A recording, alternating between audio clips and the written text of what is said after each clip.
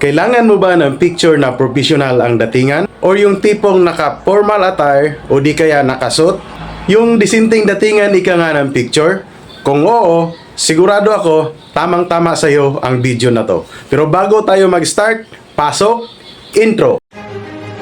Welcome to my channel, Edward Online TV. Ang una natin gawin ay kailangan lang picturean natin ang ating sarili. Tapos, punta tayo dito.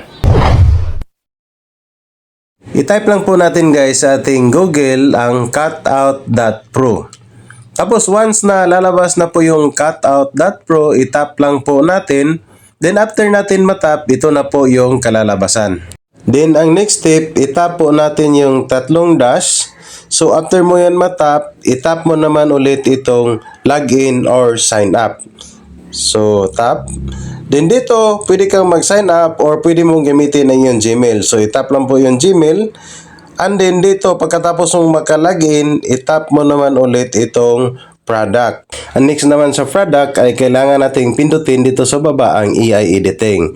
Then pagkatapos ng AI editing, pindutin naman natin itong passport photo maker. Then next po, meron pong lalabas na upload image.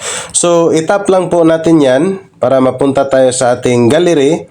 Tapos dito, iselect po natin yung image na i-upload natin. So kapag ganito na po yung lalabas, ibig sabihin uploading na po yung picture natin. At dito na po, na-upload na po ang ating picture. Then ang next step, dito sa photo specification ay palitan po natin yan ng Philippine passport. So itap lang po natin yan. Then scroll down po natin pababa guys. Hanapin lang po natin ang Philippine passport. So ito na po yun guys, ang Philippine passport. Itap lang po natin. So after nyan guys, dito tayo sa paglalagay ng kulay sa background natin. So itap lang natin yan. Then after mong matap yan dito, marami tayong kulay na pwedeng pagpilian. So kayo nang bahala guys mamili kung anong kulay ang gusto ninyong ilagay sa inyong background picture. Para sa akin, okay na tong ganitong kulay. Then next guys, proceed tayo sa pagpalit ng dress attire. Pindutin lang po natin yan dress icon. And then dito sa baba guys, marami tayong damit na panglalaki na pwedeng pagpilian. Tapos meron din tayong damit na pangbabae kapag babae ang gagawa nito. At saka meron din tayong damit na pangbata. Marami din to guys na pwedeng pagpilian. So balik tayo ngayon guys sa damit na panglalaki. So papalitan natin ang ating attire ngayon. So halimbawa guys, ito yung napili ko na damit. Itap ko lang yan. And then dito guys, antayin lang natin ng ilang segundo. So ito na po yun guys, napalitan na po ang ating damit ng formal attire. So madali lang, 'di ba? Halimbawa guys, kapag hindi mo gusto ang damit na yan, marami ka ring pwedeng pagpilian dito sa baba. So scroll lang natin dito sa baba. Marami pang magagandang damit na pwede pagpilian dito sa baba. So halimbawa guys, ito yung napili ko, tap mo lang yan.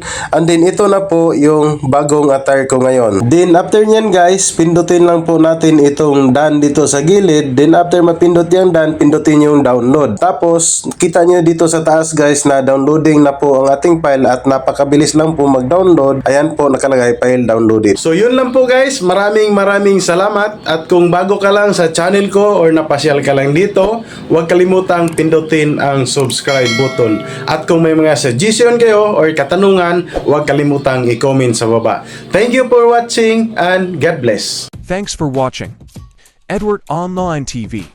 Don't forget to like, share, and subscribe.